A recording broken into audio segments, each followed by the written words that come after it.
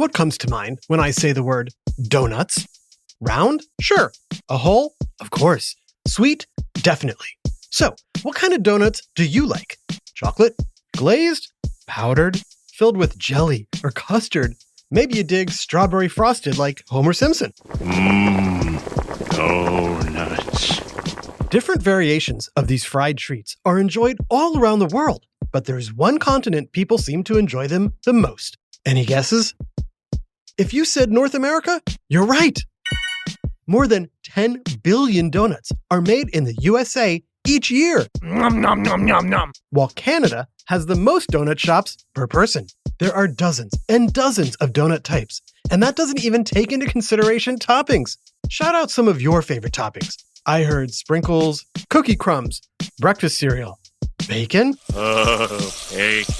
No matter which you prefer, we've certainly come a long way from the donut-like treats of ancient Rome and Greece, which were coated in something called fish sauce. Yucky. So, what were early donuts like? Were they even round? And why are they even called dough nuts? It's time for a whiff of double-glazed science on Who smarted? Who smarted? Who's smart? Is it you? Is it me? Is it science or history? Listen up, everyone. We make smarting lots of fun on Who Smarted. Ahoy, Smarty Pants! Welcome to the deep sea. This is where your donut story continues. Don't worry, we're not here to talk about fish sauce. We'll leave that back in ancient Rome and Greece. In medieval times, Middle Easterners and Europeans found a better coating for their fried bits of dough. They used a tasty, sugary syrup. Yum. Europeans brought these treats to America back in the colonial days, but they still weren't the donuts we know today. Many historians say the modern ring-shaped donut was created on a ship out at sea. The year was 1847, and a 13-year-old boy named Hanson Gregory was working in the ship's galley, or kitchen, as the assistant cook. Care for some slop? What's in it? You don't want to know. Look, Captain Gregory. Captain? I'm just the assistant cook. Yes, but you will be a captain when you turn 19. In fact, you'll become Maine's youngest sea captain. But that's not what you'll be remembered for. How do you know this? Wait, people remember me? Am I a hero? Do I save people's lives? Earn a medal? Yes, you'll go on to do all of those things. But that's not what you'll be remembered for. What is it then? Donuts. Donuts? Yep, donuts. You mean these greasy sinkers? Yes. Technically, the name donut existed back in 1847, but it wasn't widely used yet. When Dutch settlers brought them to America, they called them oily cakes, which doesn't sound very tasty. Yuck! Neither does greasy sinkers. Historians believe the first writer to record the term dough nuts was Washington Irving, the author of some things you may have heard of, like The Legend of Sleepy Hollow and Rip Van Winkle. In 1809, Irving described sweetened balls of fried dough as nuts, probably because of their walnut shape. They didn't have any holes yet. The greasy sinkers I made were just huge globs of dough with a raw and heavy center. We called them sinkers because while they may have tasted good, they sank to your stomach and gave you a stomach ache. Ugh. Dissatisfied with the greasy sinkers he was serving on the ship, young Hanson Gregory made a simple yet brilliant modification to these giant greasy dough balls. Can you guess what it was? That's right. He got rid of the center by cutting it out. I just took the round lid off a pepper shaker and cut a hole in the dough. The sinkers cooked better that way, and they didn't weigh you down when you ate them. And that's how you become famous. Because of my greasy sinkers? No, those were your mom's recipe. You become famous because of the hole. The hole? Yes, the hole. But that's nothing. Yeah, but the hole helps make a donut, well, a donut. Are you sure I don't become famous for being a hero? But you are a hero. A donut hero. That's not what I meant. But soon, the whole world knows your name. Donuts were featured at the 1933 World's Fair in Chicago, where they were called the hit food of the century and they featured your portrait with them. Oh, that's cool, I guess. What's a World's Fair? World's Fair were festivals where countries showed off their greatest innovations. At that same World's Fair in Chicago, a Russian immigrant named Adolf Levitt presented the world's first donut-making machine. Levitt became known as the Donut King. And when he set up his machine in New York's Times Square, police had to be called to control the massive crowds of donut-crazed onlookers. All right, folks, move it along. Nothing to see here. Oh, wow. Can I get one of those? Nom nom nom nom nom. Eventually, police officers would get a reputation for loving donuts. Let me get 6 crawlers, 2 old fashions, and bear claw. You guys want anything? While the donut-loving cop became a bit of a running joke, it's not entirely without merit. Just not for the reason you might think. While I'm sure plenty of police officers love donuts, after all, who doesn't? Many officers worked overnight hours, and the only places open that late were donut shops.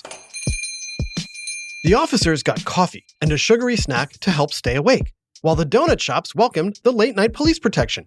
Some even gave away free donuts or set up desks for officers to work at. Whoa. But cops and Captain Gregory aren't the only heroes when it comes to the popularity of donuts.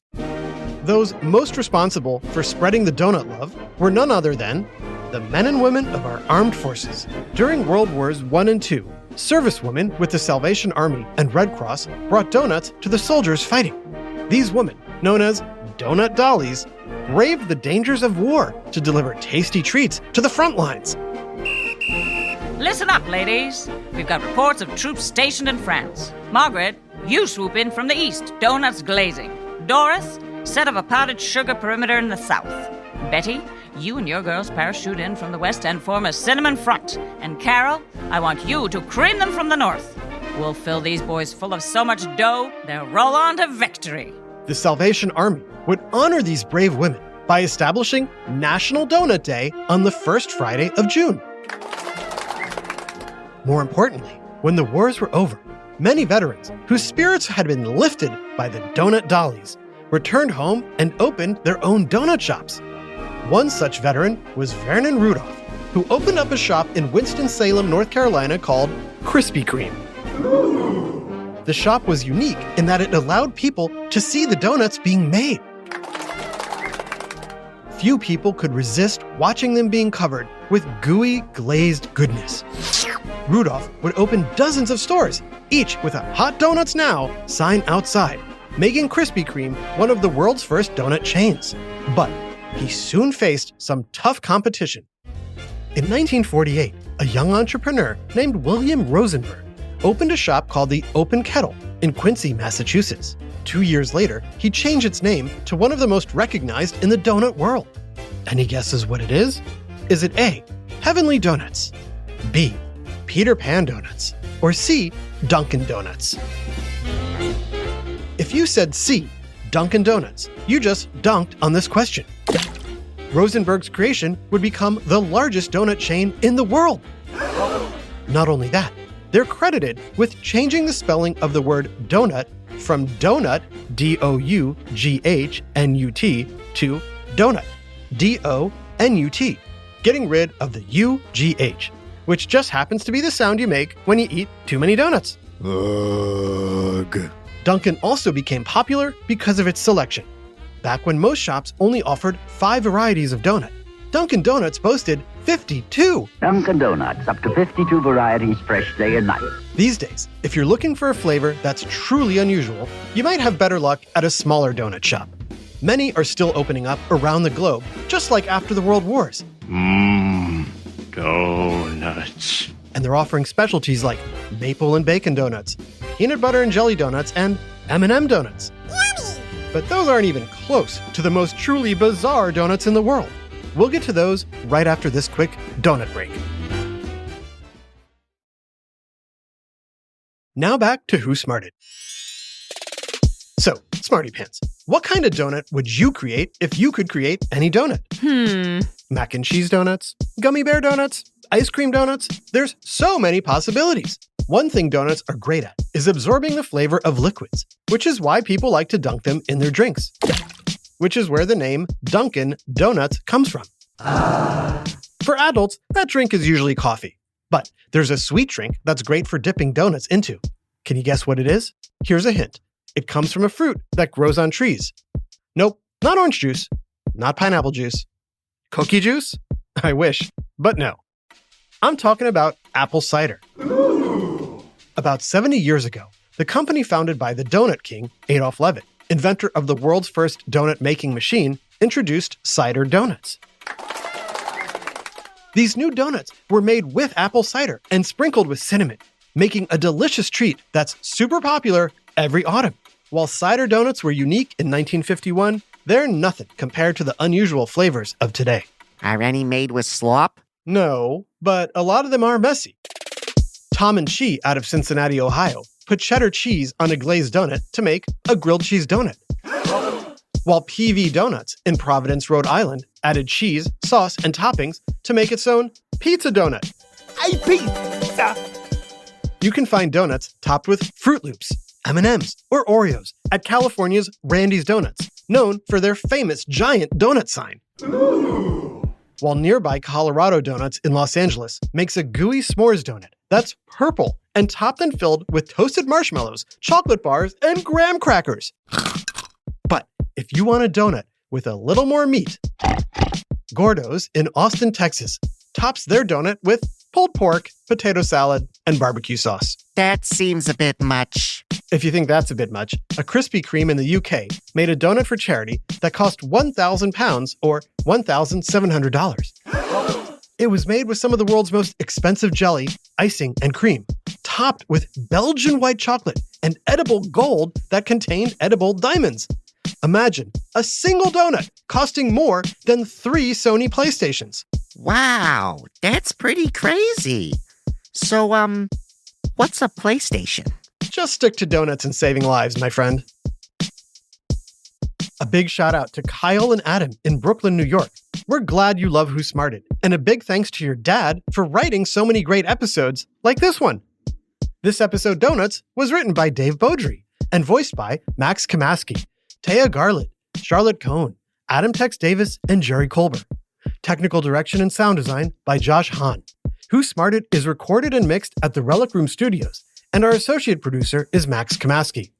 The theme song is by Brian Suarez, with lyrics written and performed by Adam Tex Davis. Who Smarted is created and produced by Adam Tex Davis and Jerry Colbert.